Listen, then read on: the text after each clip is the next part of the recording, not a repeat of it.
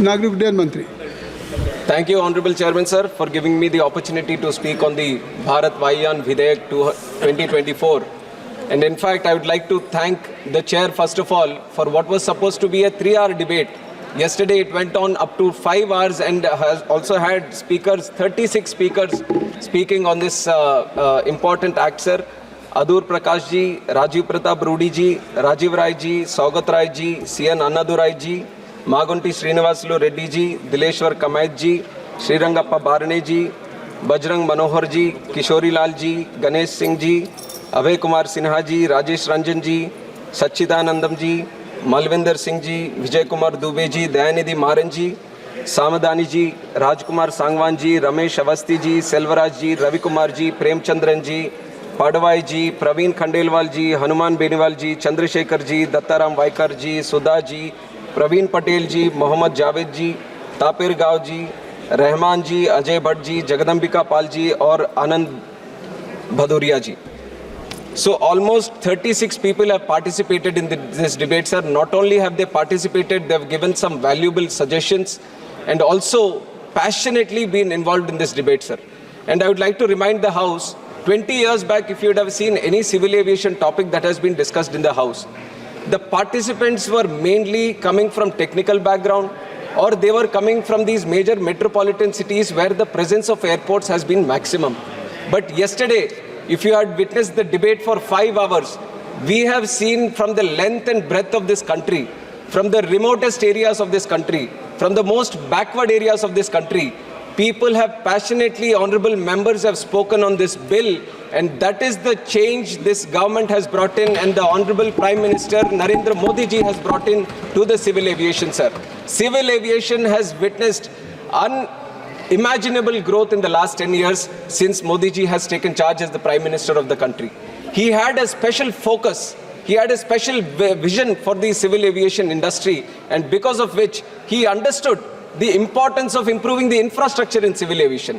That is why what was 74 airports in 2014 has gone up to 157 airports, more than doubled in this country today, sir. And if you look at the passenger growth in this country, 60 million passengers were there domestically in 2014, which has gone up to 153 million, which has more than doubled in 2024, sir. And also international passengers from 43 million have grown up to 66.7 million. And you know, it's like any travel industry which took a big hit during the COVID time, aviation also took a big hit. Even though it took a big hit, within 3 years, it stood back on its feet. It not only crossed the pre-COVID numbers, sir, we are at an all-time high in the passenger growth in the country, and today we stand as the 3rd largest aviation economy in the whole world, and that is the change Honorable Prime Minister Narendra Modi ji has brought in the last 10 years for the civil aviation ministry. And also I would like to thank all the previous ministers who have worked on this, especially my predecessor Jyotiraditya Scindia ji, who has constantly worked for the upliftment of the civil aviation ministry and brought in a lot of policy changes. And in fact, I would also like to remember our honorable previous minister Ashok Gajpati Raju ji, who was also there handling this and who was from our party also at that time, sir. And with this growth, it is very important we look into the future also. This is not just for the 10 years that we are proud of. Where we are in the 3rd place right now, we, under the honorable leadership of Honorable Prime Minister, want to see India become the #1 in the domestic economy, sir. And if you want to see India in that #1 position, there has to be proper legislative backing. There has to be good policy making. There has to be good policy which drives the civil aviation industry in that direction. And that is where this Bharatiya Vayan Videyak comes into play, and which is why I would like to go a little bit more detail into the bill also, sir. Now this Bharatiya Vayan Videyak, इसकी जो इससे पहले जो act थी, Indian Aircraft Act 1934, this was a pre-independence era act, sir. Under the British rule, this act was formed, and the act was promulgated because of International Aircraft Convention, which was formed in 1919. 1919 में जो convention बना था उसके हिसाब से Indian aircraft bill 1934 pre independence era में हम लेके आए, और उसके बाद 1944 में एक शिकागो कन्वेंशन भी आया। शिकागो कन्वेंशन आने के बाद आईकेओ का फॉर्मेशन हुआ। आईकेओ जो है इंटरनेशनल सिविल एविएशन ऑर्गेनाइजेशन। आईकेओ ऐसी बॉडी बनी कि यूएन की एक एजेंसी थी, यूनाइटेड नेशंस की, और ये शिकागो कन्वेंशन के बाद जो आईकेओ बना, आईकेओ में 193 कंट्रीज उसके हिस्से थे, और regularly all these 193 countries used to sit, discuss, deliberate and formulate these standard and recommended practices, which are again supposed to be implemented by all the member countries within the ICAO. And India has also been a very strong participant of this ICAO, sir, and we have tried to formulate our own laws by harmonizing whatever the SARPs, that is the standards and recommended protocols, are there from the ICAO. And this has been happening for a long time. And while we have been doing this, sir, the 1934 Act which was there, it was amended 21 times. And it was amended in such a way that whenever some SARP, new SARP was coming in, we were just attaching it to the old bill. There was no proper structure. And in the end, right now, the way it has become is that there is no clarity. There is a lot of ambiguity in the existing act that is there right now, and there is a lot of confusion, and in some places there is a lot of redundancy also. There have become so many subordinate legislations that have been brought in, so many rules that have been brought in, so many regulations that have been brought in. So there was no proper structure for the whole act, which is why a proper structural difference was supposed to be brought in, and which was done with the formation of this new Videk, which is Bharatiya Vayan Videk, sir. And like I said, the first thing we have tried to address is structurize the whole bill. And we have structurized by giving DGCA a separate chapter. We have told what is DGCA and what are the powers of DGCA, which is the Director General of Civil Aviation. And also we have BCAS, which is Bureau of Civil Aviation Security. Similarly, we have another separate structure for it, a separate chapter, and also the functions and the powers have been properly listed out. And also AIB, which is Aircraft Accident Investigation Bureau, and powers of central government. जो पहले ऐसा होता था कि powers कहीं और लिखे हुए हैं और इसके जो फंक्शंस है कहीं और लिखे हुए हैं, रूल्स कहीं और लिखे हुए हैं, तो आईकेओ का भी ऑब्जर्वेशन था कि सब एक प्रिंसिपल एक्ट में होना चाहिए जो एक हार्मनी क्रिएट करता है सिविल एविएशन का। तो वो हार्मनी हम लेके आए हैं सर अभी ये सिविल एविएशन में इस बिल के तहत। And other than this we have tried to reduce the redundancies, और जो गैप्स होते थे पहले इसके एक्ट में उसको भी हम करने की कोशिश ये भारतीय वायुयान विधेयक के साथ हम लेके आए। इसके बाद दूसरी चीज़ जो डेफिनेशंस हमने ऐड किया, we have brought in definitions for design, maintenance and manufacture into the bill. जो previous bill था Indian Aircraft Act, तो उसमें we didn't have design at all, we didn't have the word maintenance at all, and there was just manufacture as a word, but it was not defined. But today, under the leadership of Prime Minister Modi ji, we see a strong sense of Atmanirbharta being formed in this country, sir. And civil aviation taking an inspiration from that Atmanirbharta, we are imagining, we are trying to achieve a position for India in the future where not only we are operating planes in this country, we are designing planes, we are manufacturing planes, and we want to export planes to the whole world also, and that is the situation we want to create, and that is going to happen, exactly that is going to happen because of this Bharat Vayan Videk that is going to come, sir. And especially the word design we have added.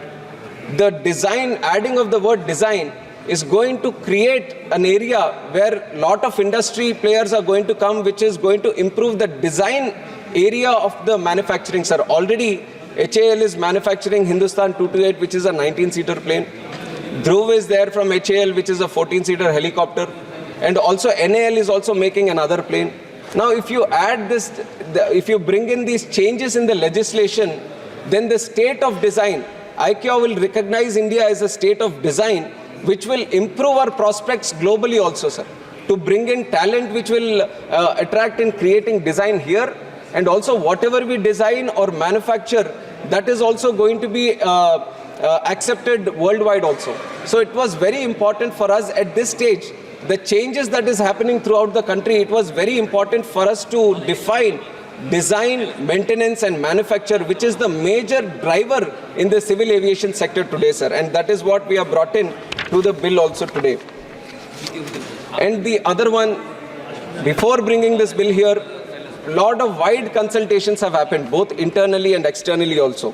From the public, we have received the feedback. From internally, DGCA, BCAS, AI, ERA, AAIB, and also externally Ministry of Defense, Ministry of Home Affairs, Ministry of External Affairs, Finance Ministry, DPIIT, Department of Telecom.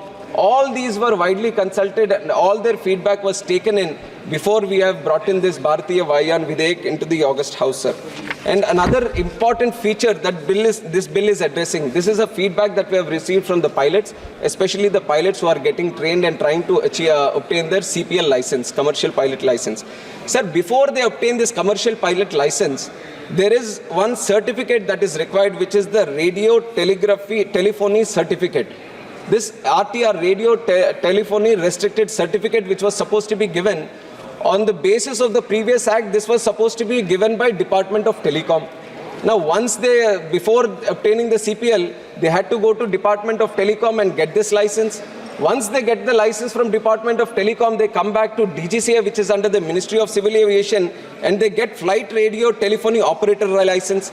Once they get the flight telephony operator's license, then they again get the commercial pilot license, which is the CPL. Now, this process of going to two departments just for that certificate for radio telephony, there was a lot of feedback from the pilots and especially that industry, the training industry, that this is creating a lot of problem for them.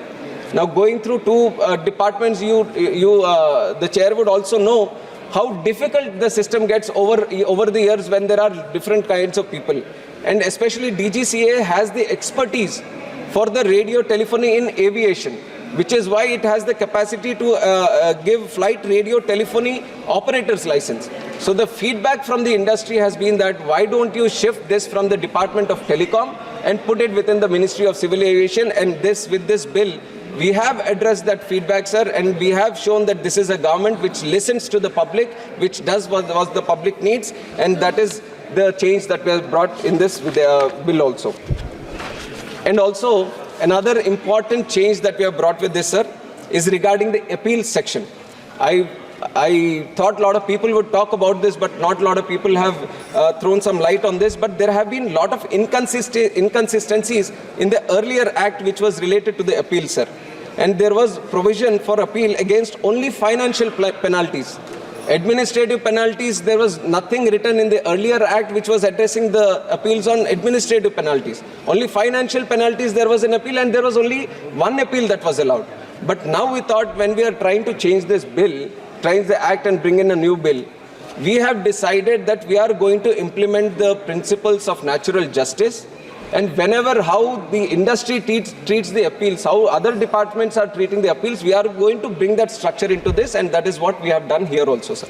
So any time any action is taken, the first show cause notice, the person against whom the action is being taken, he will be properly heard, and he'll be given a chance to go for 2 appeals, and there will be a proper tribunal also after the appeals, so that he can get the he can avail his principle of natural justice, and that we have accommodated here. And just like I said earlier, there was only for financial penalty, the appeal was there. Now we have added administrative enforcement also, so that there is opportunity for appeal there also, sir. And also earlier, the Principal Act, the Indian Aircraft Act, only carried certain provisions regarding the action of suspension of licenses, certificate or approvals. The other sections which come under restrictions, they were addressed through some other rules. Now we have brought everything into the Principal Act, so that there is a legislative backing. There is a clear flow of instructions on how the licenses or certificates, how they get suspended, or how they get restricted, or how they get cancelled. All this has been brought into the Principal Act, which is going to create a lot of clarity on how the appeals and also how the licenses are being done in this country, sir. So these are some of the important points